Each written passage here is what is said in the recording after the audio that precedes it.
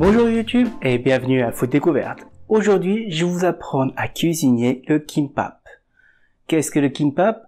C'est comme des makis japonais, sauf que en Corée, on les appelle des kimbap et qu'on n'utilise pas de poisson cru, mais des aliments bien cuits comme du bœuf, des saucissons comme vous voyez ici, ou des poitrines de porc, ou ce que vous voulez.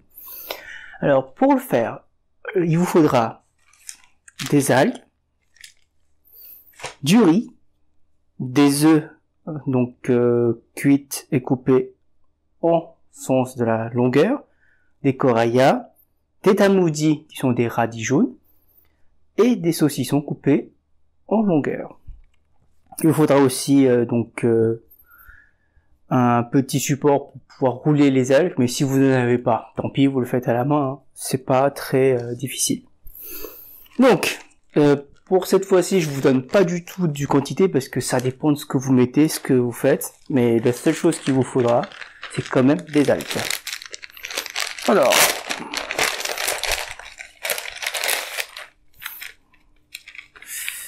hop, vous prenez donc l'ostondi, hop, vous posez, vous prenez les algues, vous prenez le riz. Ouf. Alors le but c'est pas de prendre du riz comment dirais-je, c'est pas de prendre du riz en compact, c'est vous prenez une légère quantité de riz, alors c'est en train de me brûler la main, et vous les étalez un petit peu. Waouh, ça brûle. C'est du riz qui vient de faire il n'y a pas longtemps, et ça commence à me brûler la main. Vous les étalez un petit peu. Alors par contre, vous laissez ici à peu près 1 cm pour pouvoir sceller bien la chose. Le but c'est pas de les compresser, hein. Vous faites juste les étaler un petit peu sans forcer, comme ceci. Donc comme je vous ai dit, il faut laisser à peu près 1 cm. Et voilà, sans forcer. Alors, vous rajoutez le nombre de condiments que vous souhaitez. Moi, je rajoute à peu près 2, voire 3 pour les œufs, parce que j'aime bien les œufs. Vous mettez 2 korayas. Vous prenez un tamoudi. C'est faible, je vais en rajouter un peu plus. Et vous mettez vos saucissons.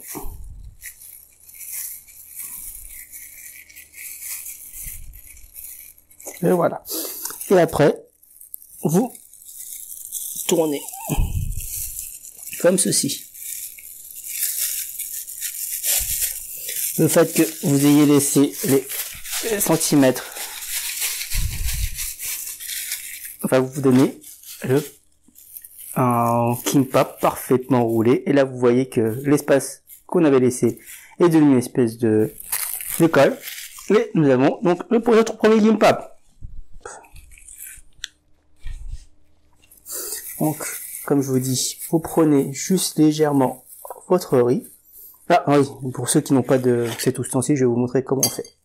Hop, vous étalez soigneusement votre riz. Alors, je vous conseille quand même d'essayer de prendre du riz un peu coréen, pas ceux qui sont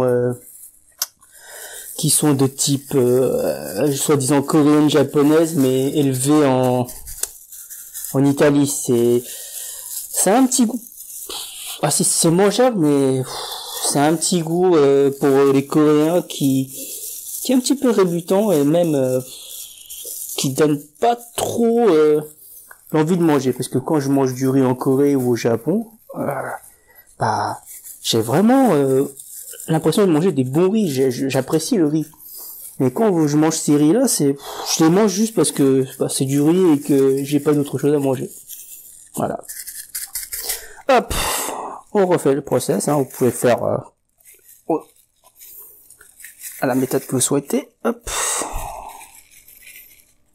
Wow. Ok, 2 œufs. Oh, il me reste pas beaucoup de... Bon, tant pis. Hop, hop. Et 2 saucissons. Comme l'autre, hein, si vous n'avez pas, vous prenez juste, vous voulez vers l'extérieur, vous les enroulez, vous les entourez, vous les écrasez, comme ceci. Alors, essayez de faire une forme ronde, vous les tournez, et vous mélangez comme ça. Voilà, bon, c'est pas très parfait, mais ça reste du kimbap. Voilà, ça donne ça. Bon, visuellement, comme je vous dis, avec l'outil, c'est un peu mieux, parce que, voilà. Donc moi, je vais réutiliser mon outil pour finaliser mon kimbap, parce que ça m'a l'air un peu pas terriblement fabriqué. Après, c'est comme les ustensiles de maquis, donc vous pouvez trouver ça à quelques euros à Auchan ou là où vous voudrez. Ouais, donc on est en été et donc les kimbap ne se conservent pas dans le frigo parce que si vous le mettez dans le frigo, le riz devient trop dur et quand vous le ressortez, bah la seule façon de les remanger c'est les réchauffer avec l'huile, c'est pas très conseillé. Donc, gardez-le à l'extérieur, mettez-le sous une cloche ou dans votre micro-ondes pour le conserver. Mais par contre, consommez-les le plus vite possible. Moi, je vous conseille de peut-être maximum une journée. Donc, moi, j'en fais un petit peu. Je suis sûr que je vais pouvoir les consommer assez rapidement. Et donc, c'est ça. Donc, il ne nous reste que la dégustation. Donc, je vais arranger un petit peu et je vous dis à tout de suite. Voilà, de retour. Donc, j'ai fait le meilleur ami du kimbap qui est les ramyeon. Donc moi j'ai fait juste un instantané parce que j'avais la flemme de faire des ramyeon sur casserole. Donc hop, si vous voulez c'est la marque Yukkaejang Sabalmyeon, donc c'est pas très piquant donc n'importe qui peut le manger, hein. C'est très bien. Par contre la sauce c'est assez pas mal franchement, c'est pour ça que je l'ai choisi. Donc j'ai coupé les kimbap en lamelles, donc vous voyez à peu près comment je conserve, hein. Je les mets ça soit dans un plastique et puis je les conserve. Commençons la dégustation. Alors, bon, il y a deux types de méthodes, hein. Vous pouvez manger et manger le kimbap et manger les nouilles, mais moi je préfère faire une petite trempette.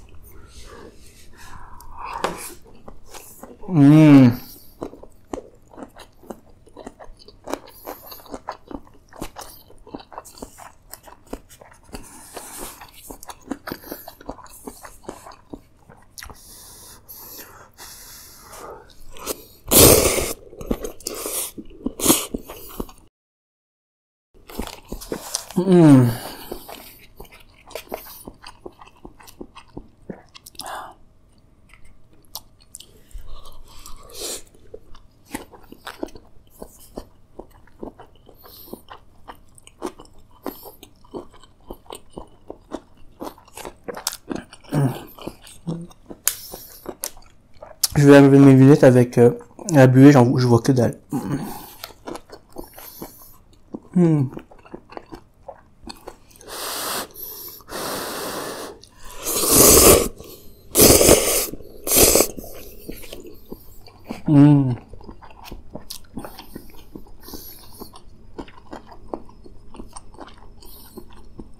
Alors, ceux qui sont attentifs a dû vous constater que avec les trois fins de queue du kimbap, c'est parce que lorsque je coupais, par réflexe, j'ai mangé un des bouts du kimbap. Bon, voilà.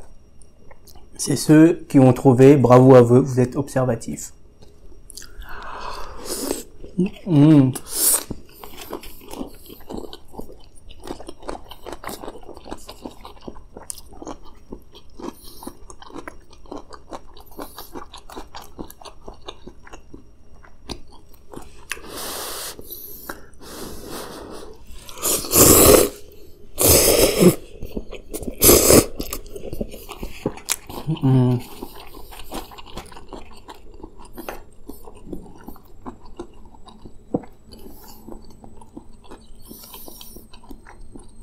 Alors, pour information, donc, si je ne me trompe pas, une ligne de kimbap est à peu près à 250 calories pour ce que j'ai fabriqué.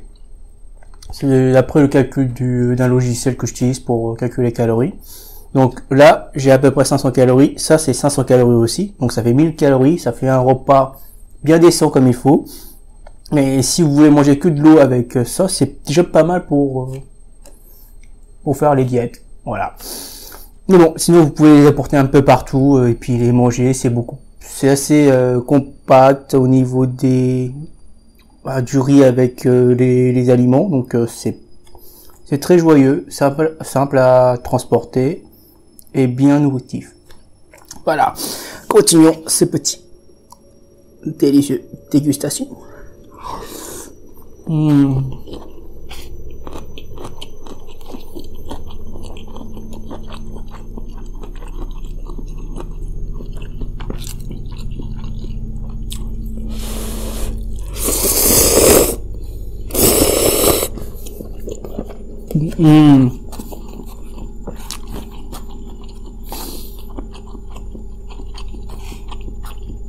Ah, c'est délicieux.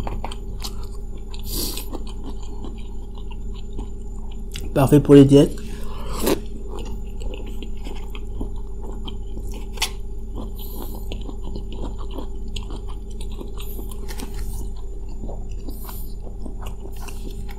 Ah, une combinaison parfaite avec les nouilles.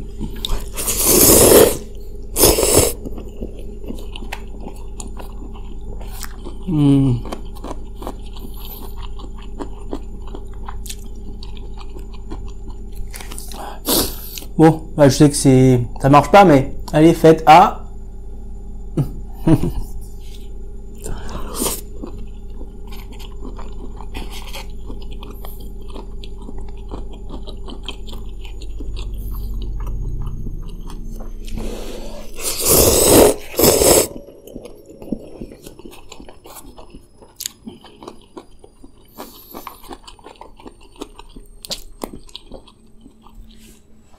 Ah, c'est très très bon.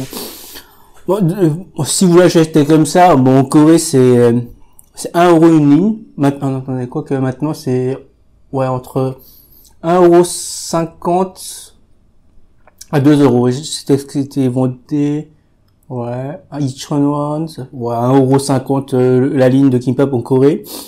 Mais ici en France, j'ai déjà vu des trucs hallucinants, quoi. Par exemple, le chapati que même plutôt que je vous avais fait. Il y a quoi? Il y a pour 2-3 € d'ingrédients à tout, et puis avec la main d'œuvre, allez, on va dire c'est 5-6 €. J'ai vu des restaurants coréens qui prenaient un jjajangmyeon à 12-13 €, mais c'est quoi ces délires, quoi? Après, certes, c'est des restaurants, mais faut pas abuser, quoi. C'est comme les kimbap, je sais pas à combien ils sont, mais sûr qu'elles sont pas, elles sont même plus de 7-8 € pour 2 lignes, quoi. En sachant que pour le même prix, si vous prenez un peu plus de temps, vous pouvez faire 4 lignes, quoi. Bon. Après, comme tout le monde dit, le temps c'est de l'argent. Ceux qui ont le temps pour faire la cuisine, ceux qui n'ont pas. Donc, on juge pas.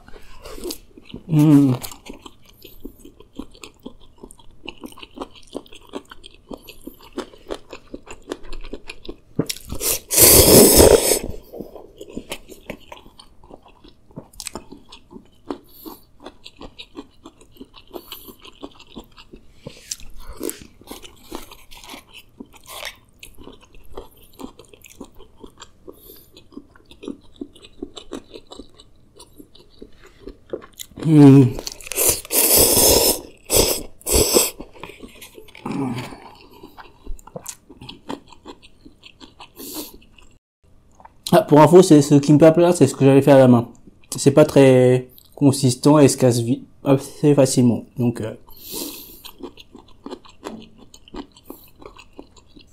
utilisez la petite outil pour faire les maquis. C'est mon conseil. Après, si vous avez des poignées fermes, mais que vous arrivez à contrôler la pression, ou je sais pas, l'éparpillation de la force sur le kimbap, ok, mais je pense que vous n'êtes pas une machine, donc utilisez les ustensiles qui vous sont pour.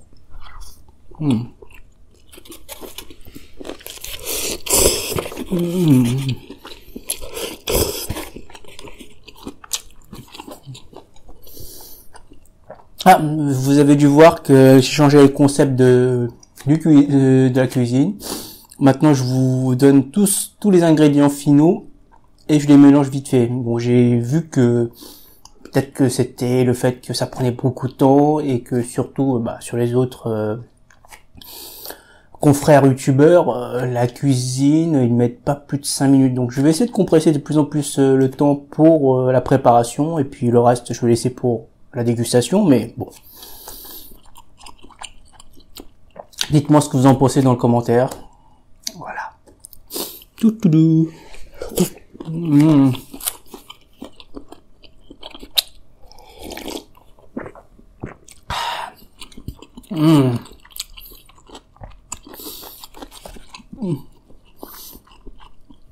Allez, à nouveau, même si c'est impossible. Ah!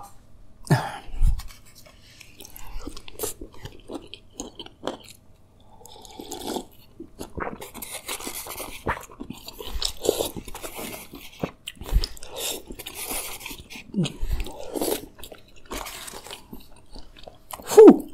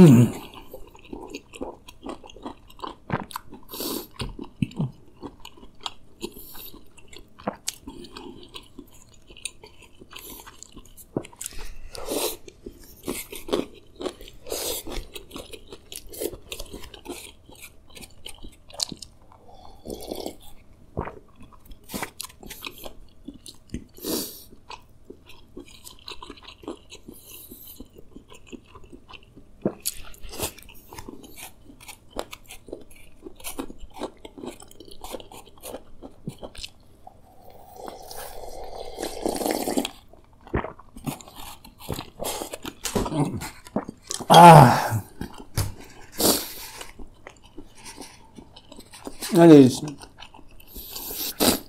Ah, pour info, évitez de finir toute la soupe dans un ramen parce qu'en fait, au fond, il y a certains produits chimiques qui se baladent, c'est mauvais pour la santé. Donc, essayez de ne pas finir toute la sauce à la fin. Ce sera mieux pour votre santé. Bon, je vous dis merci d'avoir regardé cette vidéo jusqu'à la fin et je vous dis à la semaine prochaine.